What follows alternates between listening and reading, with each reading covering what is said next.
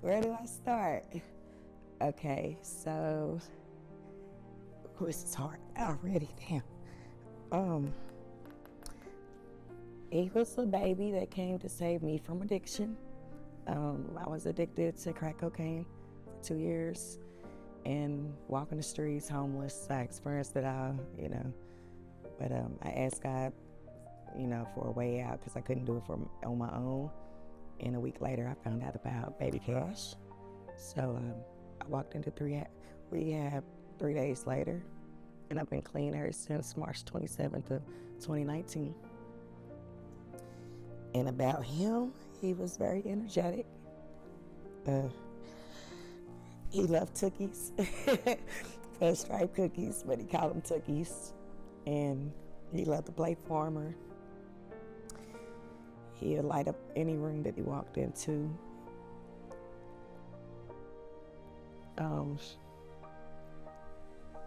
He was special. He was really special. There was something about him when he was born. I don't know if it was my motherly instincts, if God was preparing me. I don't really have a word for it, but I knew he wasn't going to be here too long. And I never knew why. I had that feeling, but I just knew he was too special for this world. And he was so fast, his legs, oh God, he was so fast. And I remember saying one time, like, you too fast for this earth. So, yeah, he's up there running as fast as he want to go. Unfortunately, while he was over his dad's house, there was a user in the home. Nobody was aware that she used anything with fentanyl, and 4 people in the home. Nobody had any type of history, should I say, history with fentanyl use besides one lady. So I'm just going off of putting 2 and 2 together. But yeah, he was upstairs in her care, and somehow he got in contact with fentanyl. Nobody knows. All I know is his dad was asleep and woke up with a dead baby in bed with him. And from everybody's stories and putting those together, it sounds like he passed away upstairs with her. She panicked, took him downstairs while he was, I guess, unconscious. I don't think he was fully dead yet, or deceased, should I say, because when they started working on him, he did sit up and throw something up, and then he just never came back. So there was some type of life, I feel, that was still there. But if they had caught it earlier, he would still be here.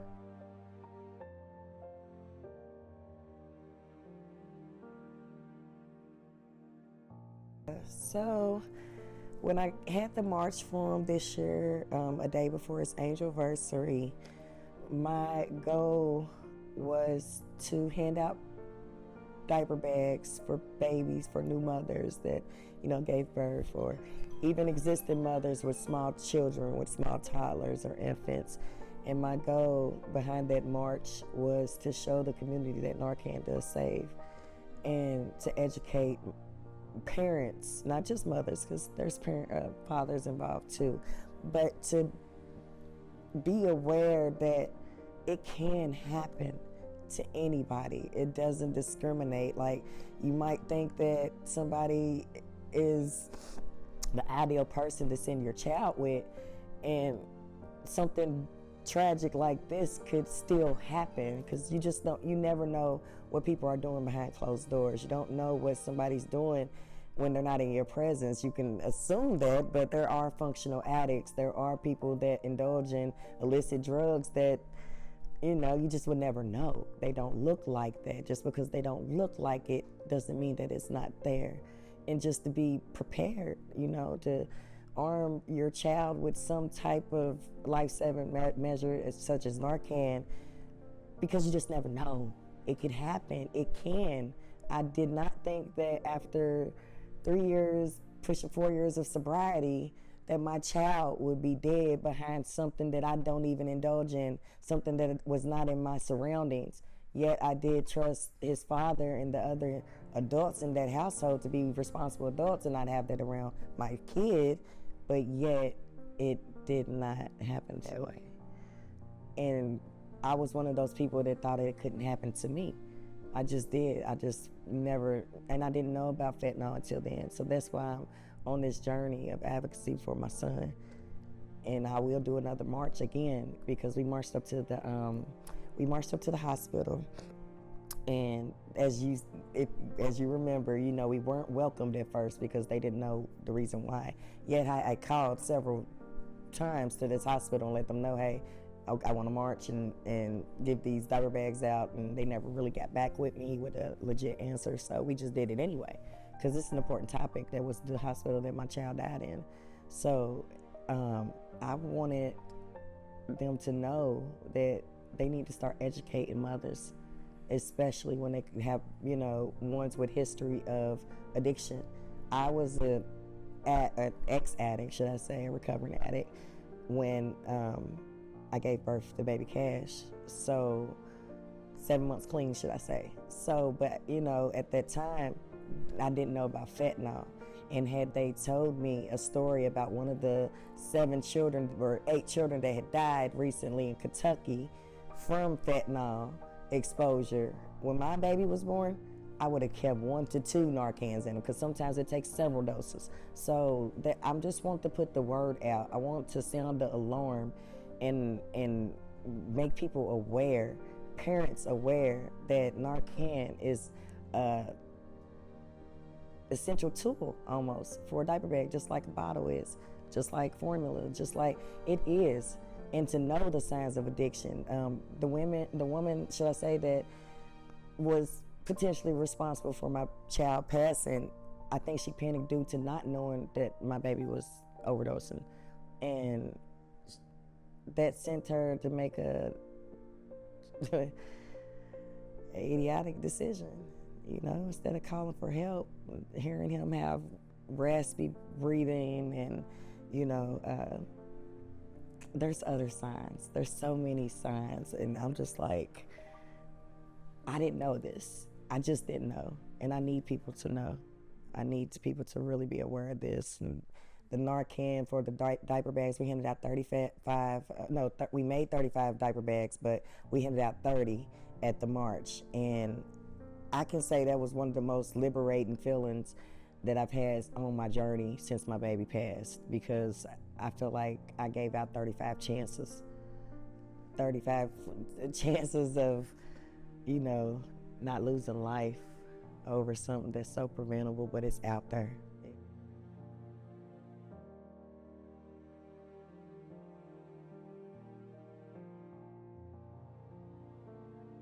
I want to make a change. I have to find purpose behind this pain. So by his story taking off worldwide, and people knowing him in Jamaica, Trinidad, Australia, Italy, they're screaming my baby's name right now. And it's almost like he's the poster child for this. And I'm okay with that.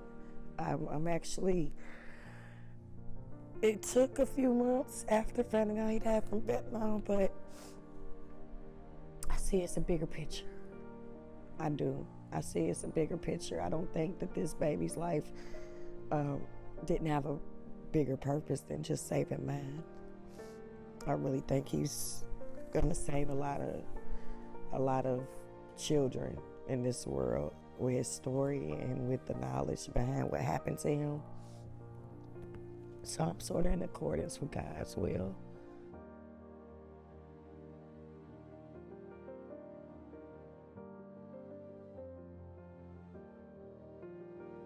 The Kentucky Harm Reduction Coalition has helped me tremendously in my journey by providing the Narcan and the fentanyl test strips that I needed for my baby's march. They have connected me with Kentucky Shatterproof Kentucky, and they helped me get an interview out and my baby's story out on their platform. They've just been a big part of my journey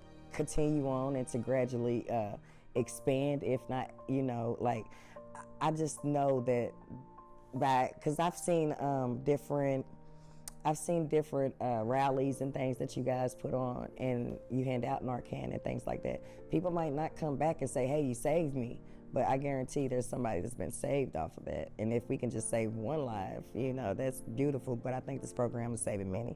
It really is.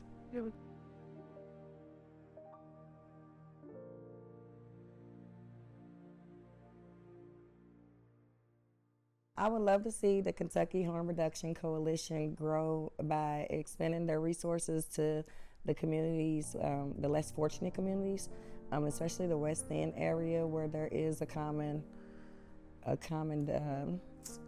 rate of, the overdoses and things of that nature, of drug use and just addiction. It's really hard in that area. So I would love to see them target that area, and to give their, be able to provide their resources to the bigger demand of the community, which is that area.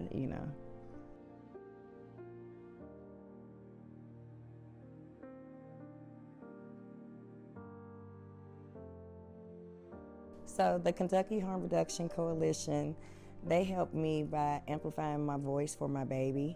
They give me resources that I need to provide with the Narcan and the fentanyl test strips. They definitely are available for, Narcan training and other outlets when it comes to what they're trying to prevent, which is harm reduction. So, yes, I definitely stand 100% behind this program.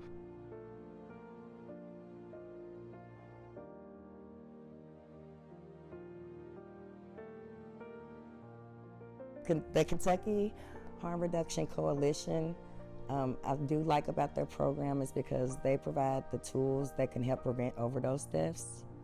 And they also provide training, which is a good high point in knowing how to use the Narcan.